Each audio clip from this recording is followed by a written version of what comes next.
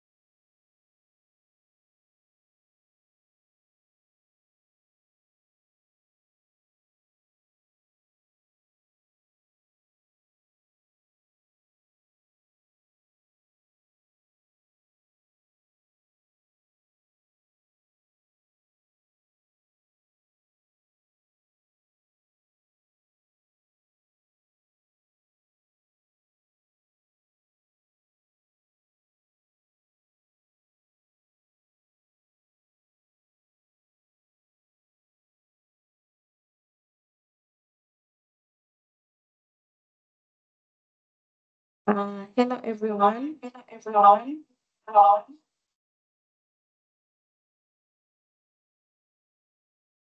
Karibuni tena kwenye kikao chetu cha Teams. Tunapenda kuwakaribisha sana kwenye hichi kikao. Kama ni mara yako ya kwanza kujoin, hivi ni vikao ambavyo tunafanya kila Jumamosi, tukiwa na mada tofauti tofauti kuhusiana na masuala ya uwekezaji kwenye soko letu la hisa na la mitaji hapa Tanzania. Kwa hiyo kwa wiki hii topic yetu itakuwa what to look out for Q3 earnings season. Kwa hiyo kama tunavyojua, makampuni ambayo yameorodheshwa kwenye soko la hisa la Dar es Salaam yanatakiwa kuweza kutoa financials zao kila kota. Kwa hiyo kila baada ya kota moja makampuni hayo yanatakiwa kuweza kutoa hizo financials ili kuweza kuupdate umma kwamba wako wapi kwenye vitabu vyao na shughuli zao zinaendeleaje na utendaji kazi wao unaendeleaje. Kwa hiyo it is very important as an investor kuweza kuwa mfuatiliaji mzuri wa haya matokeo ili kuweza kuevaluate uwekezaji wako. Je, kampuni ambayo unawekeza, is it showing signs of growth au is it showing signs za kuwa stagnant au labda it is showing signs even of going towards loss. Kwa hiyo ni vizuri as an informed investor kuweza kufuatilia haya matokeo ambayo makampuni huwa yana release, na sisi pia kama investment advisors tunakuwa tunafanya hivi vikao pale ambapo makampuni hayo yanakuwa yametoa financial zao ili kuweza kuwa inform wawekezaji wetu yanayojiri kwenye hayo makampuni. Kwa hiyo kama tunavyojua kwamba huu ni msimu sasa wa makampuni mengi kuanza kutoa their quarter 3 results, yani kota ya 3 ya mwaka. Kwa hiyo tumeona kabla hata hawajaanza kutoa matokeo haya ya Q3 ni vizuri kuweza kuwa update kwamba ni vitu gani muhimu vya kuweza kuangalia kipindi matokeo haya yakitoka, lakini even moving forward kuona umuhimu wa kuweza kuanalyze haya matokeo na kuweza kujua au kuyafuatilia. Kwa hiyo presentation yetu itaelezea why Q3 matters, yani kwamba ni kwa nini Q3 ni au the second half ya financials ya makampuni haya it is very important, na kwa nini ni vizuri wawekezaji kuwa wanafuatilia, lakini pia kuweza kuanalyze tu kidogo kwamba kwa nini makampuni mengi huwa yanafanya vizuri zaidi kwenye Q3 na hata Q4 kwenye matokeo yao. Tutaangalia microeconomic driving earnings, yani microeconomic factors ambazo pia zinachangia kwenye matokeo ya haya Q3, lakini pia tuta highlight namna ya kusoma hizo financial statements ili pia na wewe ukiwa unapitia mwekezaji akiwa anapitia at a personal level aweze kujua what are the key things to look at. Tutapata an outlook and then tutakuwa na muda wa maswali na then tutakuwa na muda wa maswali and then conclude kikao chetu kwa siku hii ya leo. Kwa hiyo just as I was saying kwamba all quarters are highly important. Ni vizuri mwekezaji kama you want to be an informed investor kuweza kufuatilia matokeo ya haya makampuni wakiwa yana release. Kwa hiyo it is good kampuni either ambao unawekeza au hata ambao unaiangalia kuweza kuwekeza hapo mbeleni, it's good to have an outlook of their financials by going through their Q1 results, Q2, Q3 and Q4. Kwa hiyo by Q3 makampuni mengi sasa tunaona kwamba tayari yanakuwa yameshapata momentum au yameshaanza sasa kusettle in na kujaribu kufanya vizuri zaidi kuliko mwanzo wa mwaka na kuendelea. Kwa hiyo hii Q3 na Q4 potentially zinajaribu pia kukupa picha Q3 inajaribu kukupa picha ni kwa namna gani kampuni hiyo inaenda kufunga mwaka wake, kwamba utaanza at least kupata an image au a vision of how the company is going to finish off its year kwa kurelease Q4 results zao. Kwa hiyo by the time kampuni nyingi zinakuwa zinakuwa zinatoa Q3, tunaona makampuni mengi yao sasa yameanza kuhandle interest rates ambazo ziko kwenye uchumi vizuri zaidi, inflation, lakini pia how they're able to manage foreign exchange headwinds kabla ya Q4. Kwa hiyo it is very essential kuweza kufuatilia Q3 results kwa sababu itakupa an outlook of how the company itaenda kufunga mwaka, because how the company itakapofunga mwaka also determines how the company will be perform generally throughout that year. Kwa hiyo it is very essential, na this is why Q3 matters, na ndio maana tukaona ni vizuri kuweza kuupdate hiyo tukiwa tunaendea kwenye muda ambao makampuni mengi sasa yataanza kurelease their Q3 results. Lakini also ni vizuri kuweza kujua kwamba tumeshaikuwa na topic nyuma kwamba kuhusiana na market news and how our market has been reacting, na tumeweza kuona kwamba gradually our market is also becoming an active market, kwamba kukiwa kuna news zozote sokoni, either positive or negative news, our market imekuwa reactive to different financial news. Kwa hiyo tumepata mfano mzuri sana baada ya Q2 results, ambazo hapa tumetumia reference ya Q2 ya CRDB, ambapo tumeona kulikuwa kuna an increase in price just in the course of 1 week kutokea hiyo 29th July 2025, ambapo price ya CRDB ilikuwa 1020 mpaka kufikia tarehe 7 price ya CRDB iliweza kufikia 1330. Kwa hiyo haya matokeo yanapokuwa yanatoka yana pia, kwa sababu our market now is more reactive than how it used to be a couple of years back, tunaona haya matokeo yanakuwa very essential pia kwenye kukua kwenye kuongezeka kwa bei kwenye makampuni, especially if the company imeonyesha positive results kwenye hiyo specific quarter.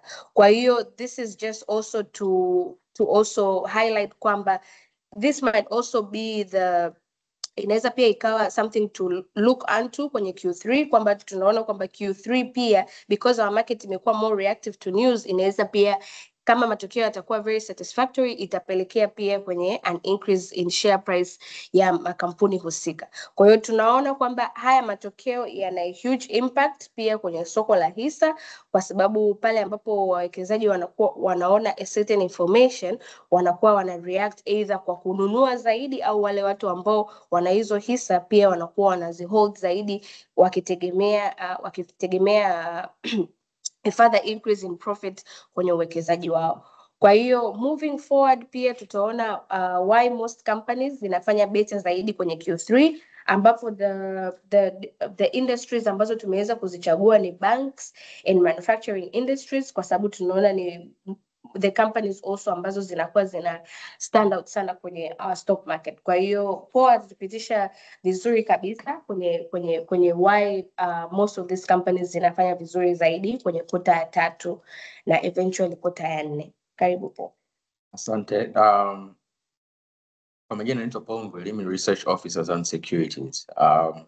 Na kuendelea tutaenda debunk the notion kwa nini makampuni kadhaa tunaona kwamba ikifika Q3 kuelekea Q4 tunaona financial zao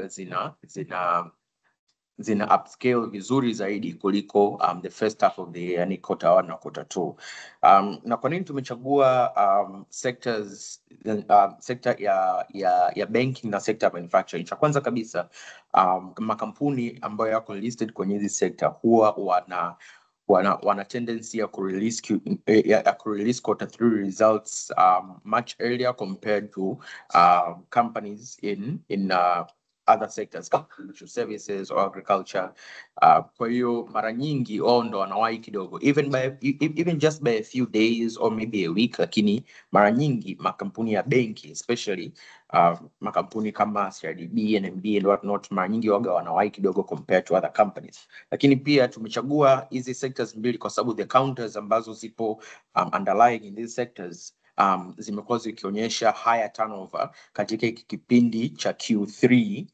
Okay, kuanzia kipindi cha the end of quarter 2 mpaka the end of quarter 3. Tumeona kwamba kampuni ambazo zipo kwenye hizi sector zimekuwa zikibeba a significant share of the turnover ya siku na hata turnover ya wiki. Tukiona makampuni kama CRDB ambaye amekuwa akiongoza turnover week over week for almost the past 6 weeks. Sasa tukiangalia counters kama NMB, lakini pia tukiangalia counters kama TBL na TCC as well.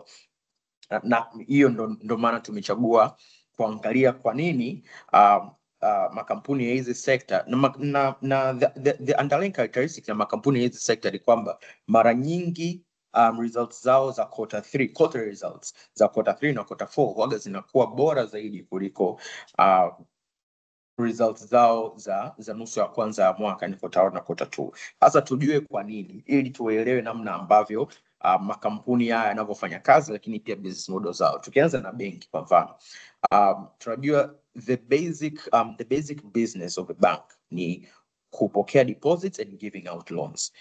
Everything else comes secondary. Kwa hiyo heading towards quarter 3, mara nyingi the businesses ambazo mabenki huwa wanakopesha tend to borrow more towards the end of the year. Na hapa ni kwa sababu especially manufacturing companies ambao wanakopa kwenye mabenki, they either need to refinance loans ambao walichukua kabla, au wanahitaji kufinance inventory, bidhaa ambazo wananunua, pamoja na imports ambazo wanazileta ndani ya nchi. Kwa hiyo katika hiki kipindi banks normally loan book yao inaongezeka because loan demand rises. Na tukiangalia monthly review ya BOT tunaona kwamba credit to private sector imeongezeka by over 10% just this quarter. So it kind of gives us a picture kwamba heading towards the latter end of the year, yani quarter 3 na quarter 4, businesses or credit towards businesses waga ina balloon kwa kiasi kikubwa sana. Kwa hiyo what does this tell? Inaonyesha kwamba interest income ambayo inakuwa generated na mabenki kutoka kwenye mikopo ambayo hiyo ndo the major revenue stream ya mabenki, huwa inaongezeka kwa kiasi kikubwa sana heading towards quarter 4.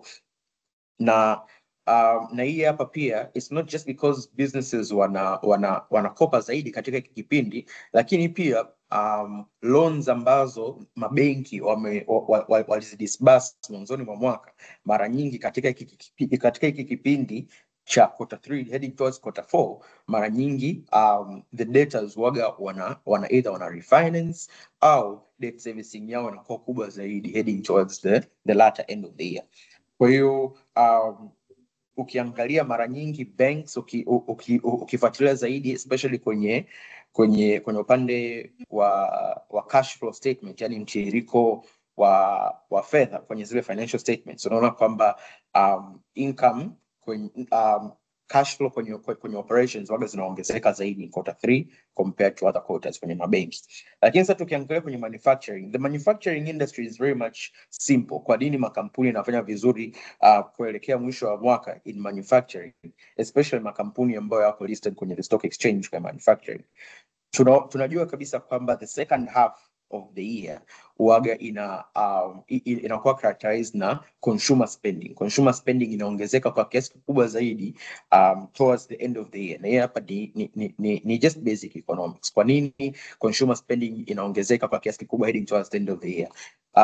Nusu ya mwisho ya mwaka ina holidays nyingi, public holidays za kutosha, Maulidi, Christmas, Nyerere Day. Kwa hiyo consumers are inclined to spend more. Lakini pia ukiangalia in terms of tourism moga ina peak kwa kiasi kikubwa sana heading towards the end of the year, kuanzia hii miezi mitatu ya mwisho.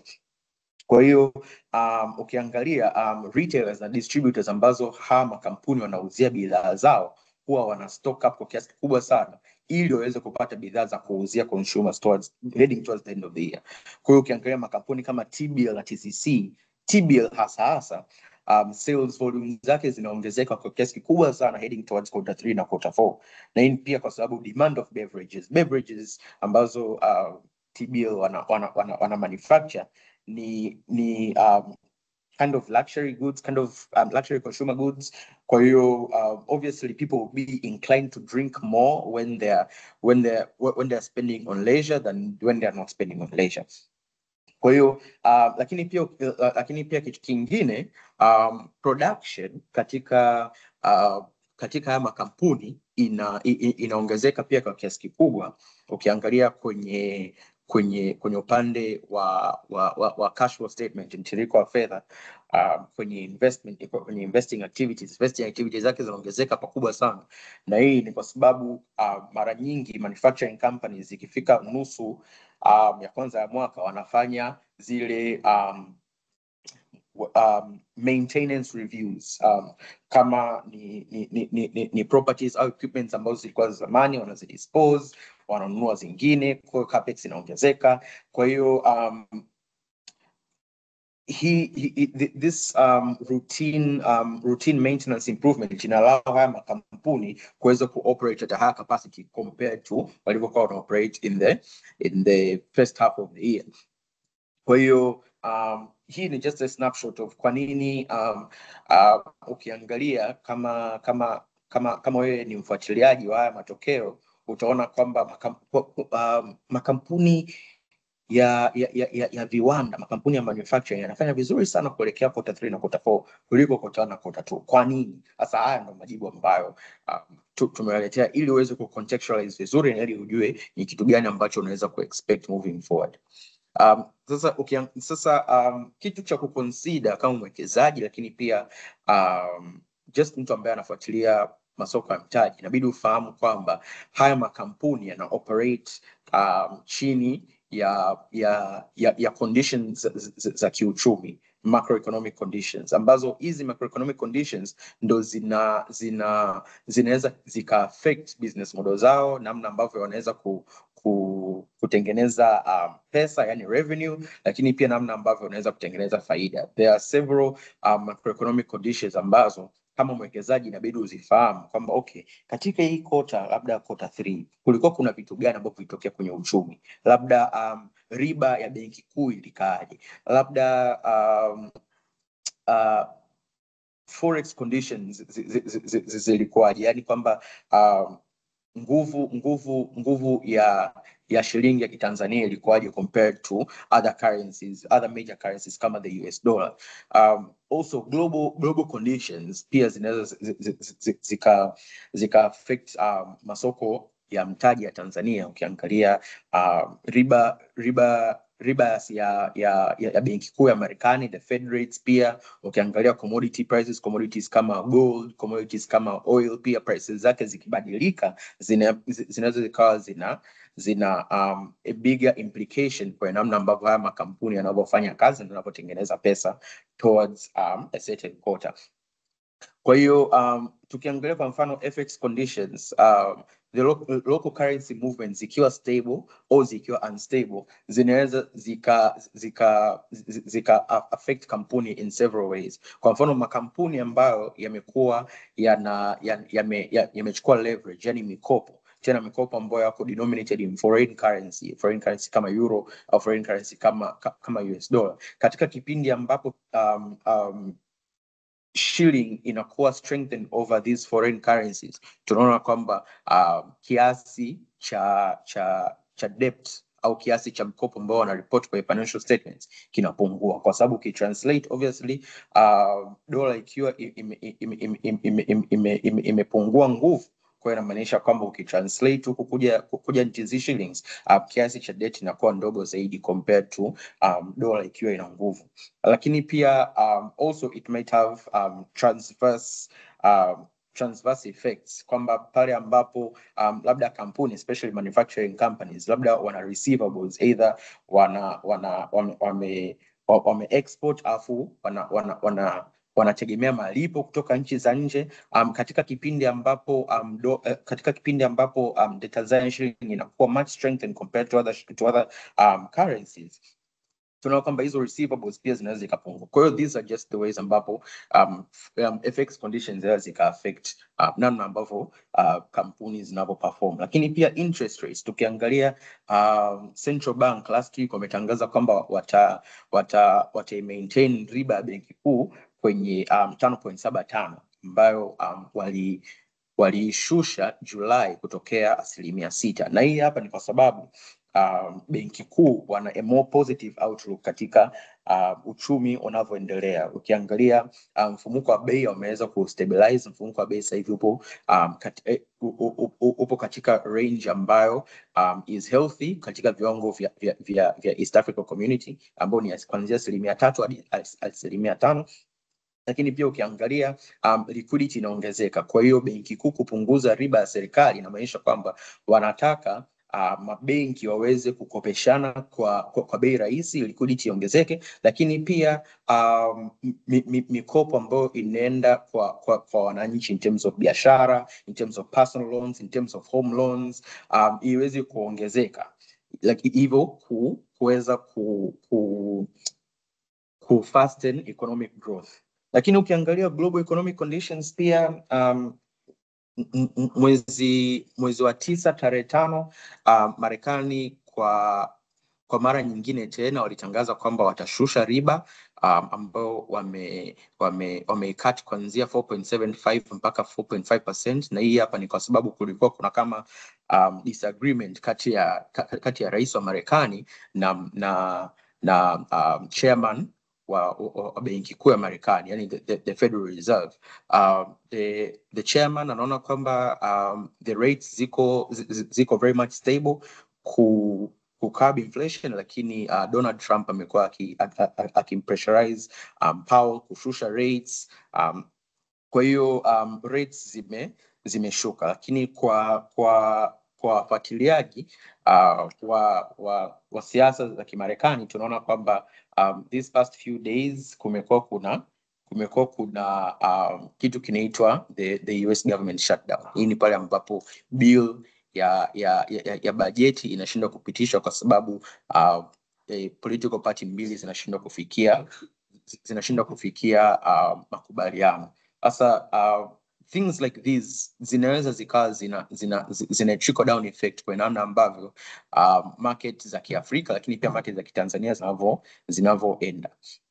Kwa hiyo hii hapa ni just contextualizing inflation kwa stable. Ukiangalia annual inflation kuanzia 2015 kuelekea 2024 mwaka jana imekuwa the lowest inflation ever recorded kufikia 3.06% annual headline inflation. Na hii pia ilikuwa ni kwa sababu food inflation ilikuwa at a low, oil prices ilikuwa very much stable, kwa hiyo kupelekea inflation kuwa at an all time low. Kwa hiyo mfumuko wa bei ukiwa mdogo, it's a good thing.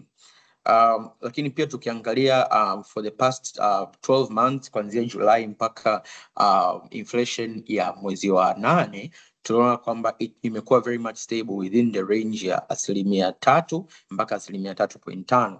Tunaona mpaka mwezi uliopita inflation iliyotangazwa na benki kuu kupitia NBS, the National Bureau of Statistics, ilikuwa 3.4%, na hii imepanda kidogo kwa sababu food inflation imeweza kuongezeka kufikia 7%. Mfumuko wa bei kwenye upande wa chakula na energy components, na hii pia ni kwa sababu ya crops mbalimbali zimeweza kuongezeka bei.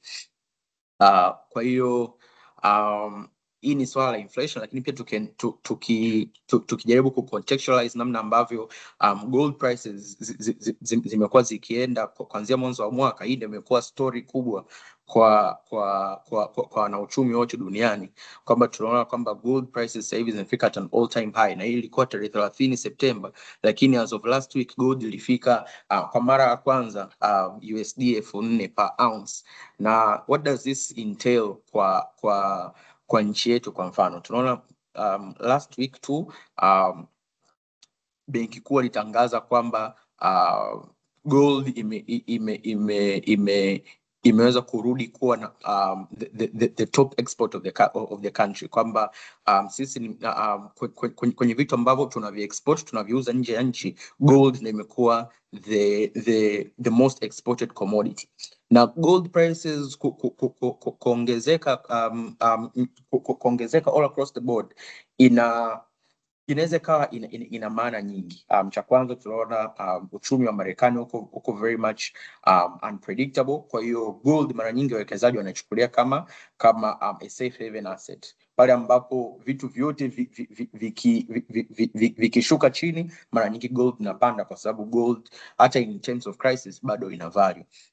Kwa hiyo as a gold exporter, Tanzania inaweza kubenefit kwa kiasi kikubwa sana, na hivyo kupelekea currency yetu kuwa much strengthened. Na ukiangalia hata kwenye currency yetu compared to the US dollar, kuanzia kipindi cha mwezi wa 7 tumeona kwamba imeweza kushuka drastically na kuwa stable around bei za 2400 2300. Kwa hiyo this means makampuni ambayo yameleverage au yana mikopo ambayo yako denominated na USD wanaweza wakareport lower debt levels kwenye quarter 3 compared to quarter zingine katika mwaka huu. Sasa kitu ambacho tunataka kuelimisha pia leo ni namna ambavyo mwekezaji ambaye yuko informed anavyosoma matokeo ya kampuni, yani hizi financial statements. Mara nyingi sana reports ambazo zinakuwa published au reports ambazo zinatembea katika mitandao ya kijamii inaweza ikaonyesha vitu fulani. Kwa mfano kwenye robo ya pili ya mwaka huu CRDB walivyo report profits zaidi ya bilioni 340. Tumeona kwamba hiyo ndio imekuwa headline kwenye magazeti, imekuwa headline kwenye social media posts. Lakini kama mwekezaji ambaye yuko informed, kuna vitu ambavyo inabidi ufahamu katika namna ya kusoma hizi financial statements, ili pia uweze kujua namna ambavyo hii kampuni inavyoenda, afya ya kampuni na vitu kama hivyo. Cha kwanza kabisa, kitu ambacho watu wengi hawafahamu, the most important financial statement ya kusoma ni statement ya cash flow, yani statement ya mtiririko wa fedha. Kuna statements 3. Kuna statement ya profit and loss, ya faida. Kuna statement ya balance sheet ambayo inaonyesha ukuaji wa assets, ukuaji wa mtaji, lakini pia madeni ya kampuni. Lakini kuna statement ya mtiririko wa fedha, yani cash flow statement. Sasa the cash flow statement inakuonyesha namna ambavyo kampuni inavyo manage pesa zake na namna ambavyo inavyotengeneza pesa in the long run. Ukitaka kusoma financial statements za kampuni, cha kwanza kabisa fungua kwenye cash flow statement, angalia kwenye operating cash flow. Je, hii kampuni inatengeneza consistently negative operating cash flow au inatengeneza consistently positive operating cash flow? Ukiona kwenye operating cash flows mara nyingi hizo zinaonyesha namna ambavyo faida ya kampuni imeweza kutumika kufinance expenses za kampuni. Kwa hiyo utaona charges kama depreciation, utaona pia receivables na madeni, namna ambavyo wanavyo handle. Kwa hiyo ukiona consistently negative cash flows, inaweza kuonyesha kwamba je, hii kampuni faida ambayo inatengeneza au revenue ambayo inatengeneza, is it enough to cover the expenses of the company? Ukiona consistently positive cash flow, inaweza kuonyesha kwamba okay, the cash flows of the companies are very much healthy. Ukiangalia kwenye cash flows in investing activities, unataka kampuni ambayo ina mpango endelevu wa kukua. Sasa unajuaje kama hii kampuni ina mpango endelevu wa kukua? Unaangalia kwenye cash flows in investing. Je, hii kampuni inawekeza fedha zake katika kukua in terms of expansion, lakini pia katika kuwekeza in financial securities. Ukiona cash flows in investing activities hata kama ni positive, ukiona growth yake inapungua, it could kind of tell you namna ambavyo the priorities za hii kampuni ilipo. Cha pili kabisa inabidi uangalie the balance sheet. Statement ambayo inaonyesha ukuaji wa assets, inaonyesha ukuaji wa mtaji, lakini pia madeni ya kampuni. Cha kwanza kabisa kwa balance sheet, angalia debt levels, levels za mikopo. Unatakiwa kuangalia mikopo ya muda mrefu long term debts, mikopo ya muda mfupi short term debts, lakini pia leases ambayo makampuni wanayo. Sasa ukiona kwamba hizi numbers za mikopo zinaongezeka kwa kiasi kikubwa quarter to quarter au year on year, zinaongezeka kwa kiasi kikubwa kuliko namna ambavyo kampuni inavyotengeneza pesa in terms of revenue, inaweza ikakupa picha ya namna ambavyo hii kampuni inavyo handle leverage, lakini pia inaweza ikawa red flag. Hatukatai kwamba makampuni inabidi wakope ili waweze kufinance expansion, lakini a healthy company inakopa, ina service mikopo yake, lakini pia ina uwezo wa kutengeneza more revenue and more cash flow na kuongeza idadi ya assets ili kuweza kuservice hii mikopo vizuri zaidi. Ukiona kwamba debt inaongezeka kwa kiasi kikubwa, inaweza ikamaanisha kama the case ya Tanga Cement walikuwa wana over 300 billion in debt kabla ya kufanya right issue, na hii ilikuwa kwa sababu deni ambao walikuwa wamelichukua ni deni ambalo ilikuwa denominated kwenye currency ya USD. Kwa hiyo obviously iliweza kuongezeka pale ambapo shilingi ilivyokuwa weekend pale kuanzia 2020 kuelekea mpaka mwanzoni mwa mwaka huu. Kwa hiyo debt levels zinaweza ikakupa picha namna ambavyo okay, is this company healthy au hii company iko crippled na madeni. Lakini pia inabidi uangalie flexibility ya kampuni. Flexibility hapa inamaanisha nini? Inabidi uangalie gross margins, namna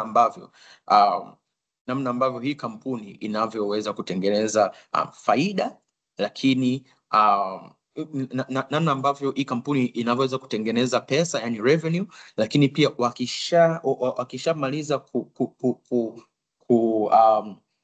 kufulfill production costs zake zote, kiasi gani cha profit kinabaki. Sasa ukiangalia margins ikiendelea kushrink year on year, inaweza ikamaanisha kwamba pricing pressure haiko upande wao, yani kwamba bidhaa zao hazi priced vizuri kwenye soko, lakini pia inaweza ikaonyesha kwamba costs za kununua raw materials, lakini pia production cost inaweza ikawa imeongezeka kwa kiasi kubwa kuliko ambavyo kampuni inavyotaka. Mara nyingi kampuni ambayo iko healthy wana protect na kuimprove their margins even during tough markets. Inaonyesha pia resilience ya kampuni. This is just for you, kwa mtu ambaye anafuatilia most of the times easy quarter results na namna ambavyo tunavyosoma hizi financial statements kama mwekezaji ambaye yuko informed na mwekezaji ambaye anataka kufanya uwekezaji wenye tija. Lakini all of this information, sisi kama Zan Securities, the advisory and research desk, huwa tunatoa a breakdown of quarter results pindi ambapo quarter results zinapotoka. Tunaweza kukupa highlights kama hizi. Okay, labda CRDB na NMB wametoa quarter 3 results. What do you need to know? Cash flow zao zinasemaje? Debt levels zake zikoje? Margins zinakuwa au zinashuka? All of these things sisi kama the advisory and research desk ya Zan Securities tunakusaidia wewe kama mwekezaji ili kuzifahamu. Tunakupa ushauri ambao ni wenye tija ili pia uweze kufaidika katika uwekezaji wako. Sasa in terms of kumalizia, yani what do we expect sasa in terms of quarter 3? Tunategemea nini tukiangalia the equity prices kwenye quarter 3 earnings? Tukiangalia banking and financial service sector, bado tuko very optimistic in terms of namna ambavyo wanaweza wakatengeneza earnings katika kipindi cha quarter 3. Tumeona kwamba interest rate imekuwa very much favorable,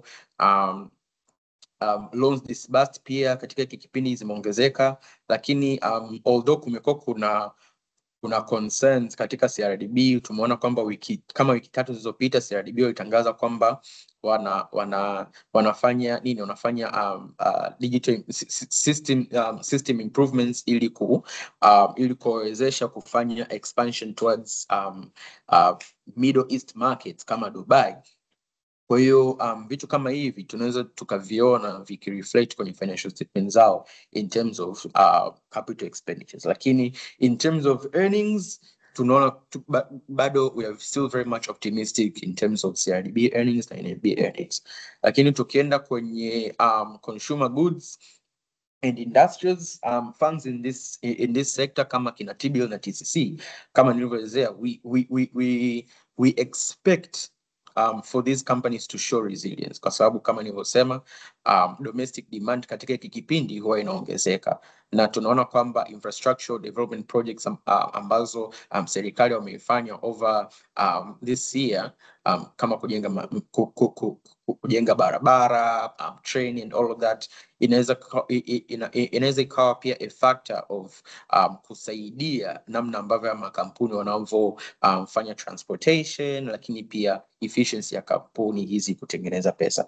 Lakini pia hii inaweza ikawa opportunity ya wawekezaji kufahamu namna ambavyo tunavyoweza kuvalue hizi kampuni ambazo zipo kwenye sector industries. Tunaona kwamba baada ya mabadiliko ya kanuni za DSE pale June, tunaona kaunti ambazo zilikuwa illiquid, yani bei yake ilikuwa stagnant kama TCC na TBL, bei zake zikaanza kushuka, na hii ni kwa sababu obviously kulikuwa kuna some segments in the rule changes ambazo zimeweza kufacilitate liquidity kama price movement, shares ambazo zinaweza zikabadilisha price kwa siku pia sasa hivi zimepunguzwa. Kwa hiyo the selling pressure kwenye hizi counters ilikuwa kubwa kuliko buying pressure, ndio maana ikapelekea hizi counters kushuka.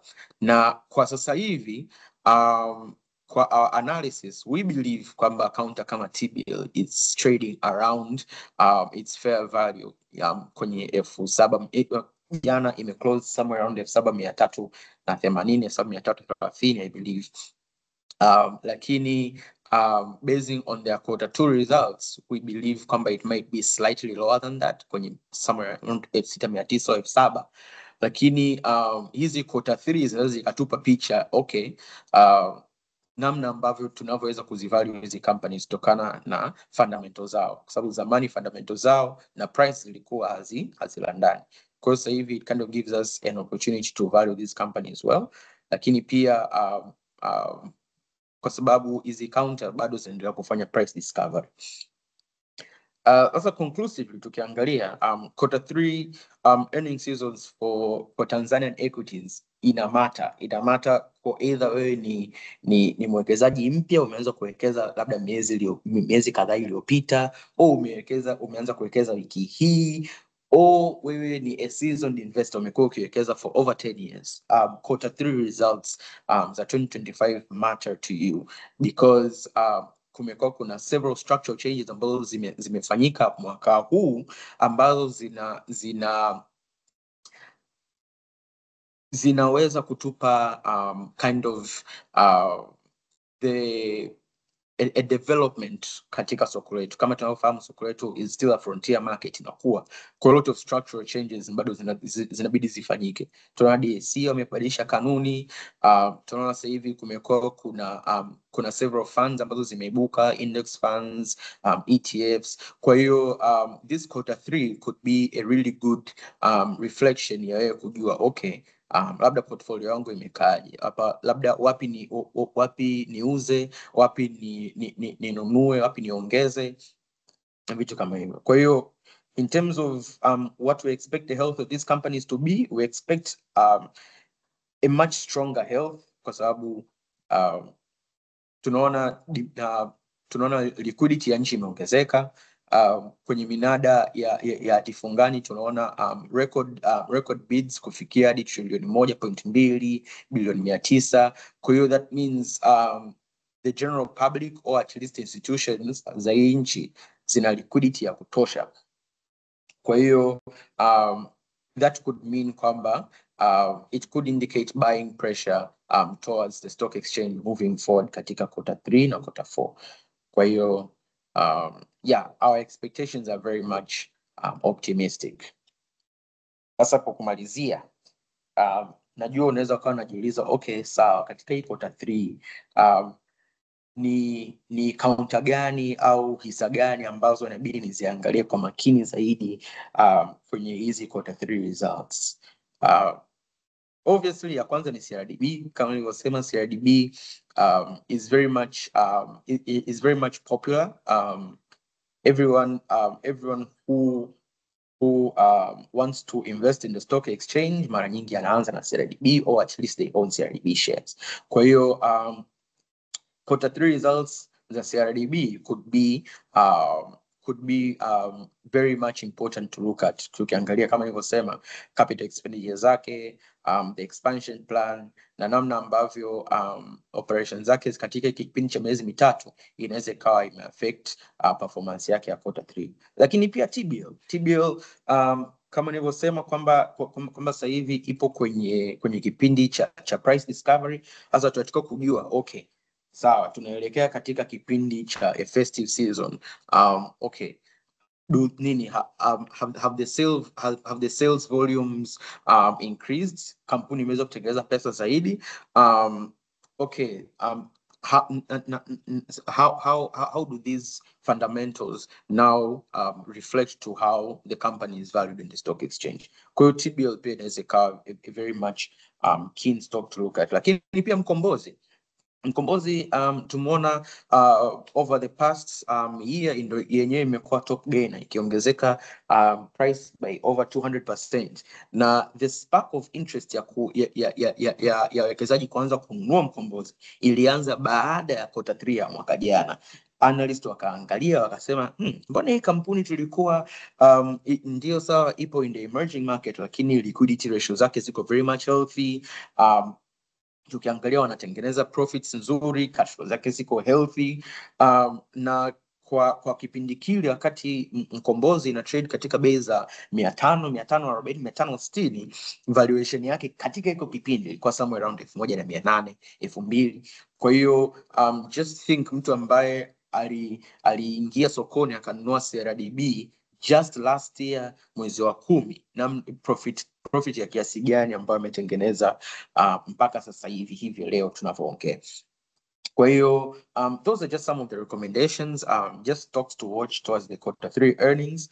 Na kwa kusema hayo tumefikia mwisho wa presentation yetu, na katika hizi dakika chache zilizobaki, dakika 10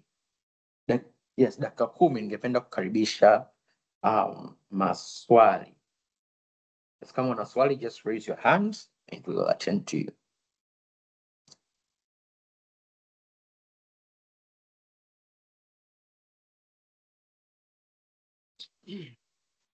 Hello? Yes, Anthony, karibu. Nilikuwa naomba kuuliza swali kwenye hii quarter 3 kutokana na hizo financial statement labda maybe za makampuni mbalimbali, je, zinaweza zikadetermine nani dividend ya mwaka unaofuata? Okay, asante kwa hilo swali. Yes, exactly. Inaweza ikadetermine dividend ya mwaka huo unaofuata, kwa sababu ukitaka kuangalia kampuni inatoaje dividend, cha kwanza kabisa inabidi uangalie faida.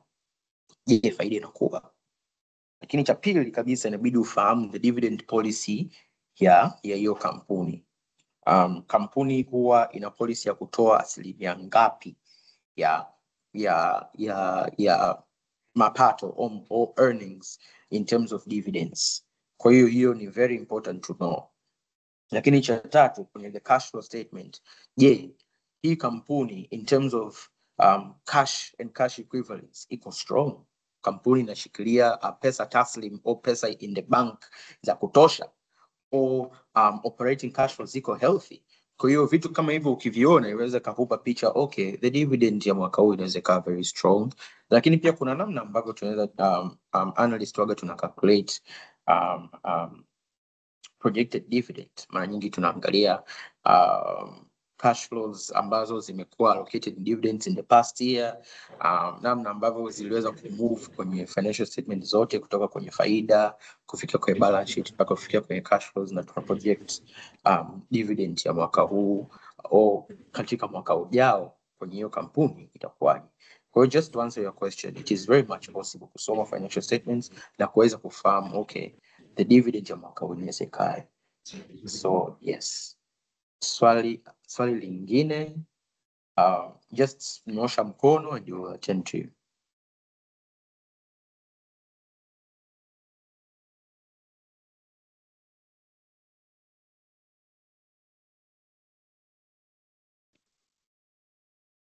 Okay, kwa kusema hayo, ningependa kuwashukuru sana kwa kuattend presentation yetu ya siku ya leo.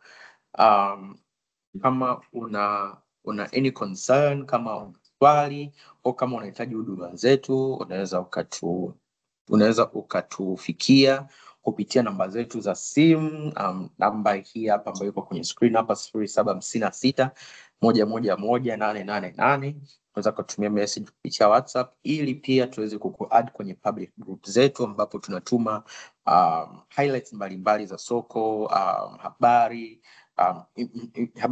nikisema ambayo I mean market news na vitu kama hivyo. Lakini pia ofisi zetu zipo floor ya kwanza Vibatawa Posta. Lakini pia unaweza kutufuatilia kwenye mitandao yetu ya kijamii. Hizi sessions zinakuwa recorded na zinakuwa zinapostiwa kwenye channel yetu ya YouTube Zan Securities. Lakini pia unaweza kutufuatilia kwenye Instagram na Twitter pamoja na TikTok, username ni Zan Securities. Kwa hiyo kwa kusema hayo, muwe na siku njema na weekend njema.